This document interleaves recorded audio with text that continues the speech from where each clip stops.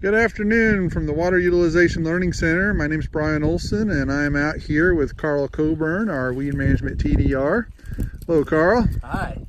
And we're out here looking at this corn residue, and Carl, we're coming up on a time when we really need to look at early season weed control. So what are some key things farmers need to take into mind as they're making decisions about getting that crop off to a good start? Yeah, so I think the biggest thing is you want to start clean. No matter where you're at in the season, you need to be thinking about wanting to have a clean field when it comes time to planting. So if you have a lot of weeds coming up prior to planting, you want to get some kind of a burn down out there or tillage so that you're planting into a clean field, so you're not starting off behind the ball. Okay, and what would be some of those weeds that are coming up at this time of year? This time of year, a lot of times you'll see your winter annuals, so some of those will have germinated last fall and then they'll come back into growing this time of year. But also some of our early germinating summer annuals, so specifically here, kochia. We have a lot of kochia here, and kochia starting to come up fast. And if you want to glance down here, if we want to look at some, we got a thick little few seedlings coming in here, all these green and purplish looking seedlings. So I'd say here there's probably a few hundred, maybe 500 seedlings here, and this is one of those ones that gets an early head start and can be tough to control, and really try to follow those start clean recommendations. So this is one you need to have your eye on and stay ahead of. So what would be some good options for controlling that weed species as you're going in prior to corn? So prior to corn, a good one is going to be glyphosate and dicamba, and it's really going to be the same with soybeans. Glyphosate and dicamba, that's going to give you a good spectrum of control. Obviously, you're typically not just going to be dealing with one species out there, but those two products will cover or active ingredients will cover most of the species that you'll be dealing with, broadleaves and grasses.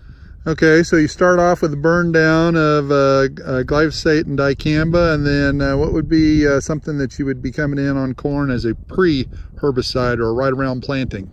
So your residual herbicides on the corn, isoxaflutol based products are going to be good options. Also mesotrione based products will be a good foundation, and then obviously you don't want to just stand on one active ingredient, so incorporating in a group 15 herbicide and an atrazine is usually a good head start for the season. And so group 15 for our farmers that may not be as aware of that is what again? Acetochlor. Acetochlor? A good example of that. Okay, and then what would be the setup for soybeans? So soybeans, some of the similar modes of action, but a good product or a good group for soybeans is going to be the group 14, so the PPOs. So something like flumioxazin, sulfentrazone is a good foundation, and then also including in metribuzin if you can. That'll help extend your species that you control and help out on some of those tougher species like the pigweeds.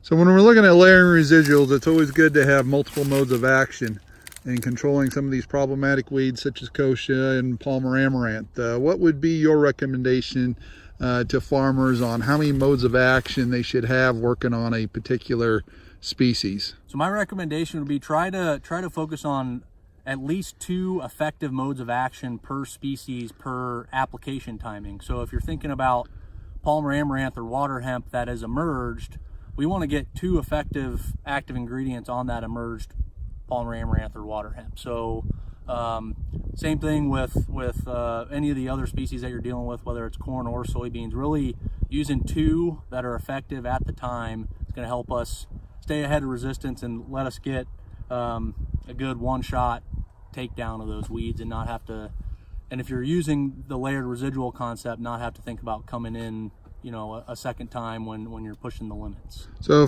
effective mode of action, so obviously if you got glyphosate resistant kochia or glyphosate resistant Palmer amaranth out there, those would not be an effective mode of action at that time. Right, and also if you're using a product that only has residual activity, that's not going to control the plants that are already up, so I wouldn't count that as an effective mode when I'm targeting those emerged plants. All right, well, there's definitely some good ideas for farmers to keep in mind as they're preparing their fields for the upcoming growing season.